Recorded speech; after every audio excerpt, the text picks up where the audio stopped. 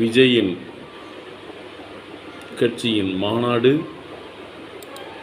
October மாதம் 2ஆம் தேதி தள்ளிப்போகிறது. தமிழகத்தில் புதிதாக துவங்கியுள்ள விஜய் அவர்களின்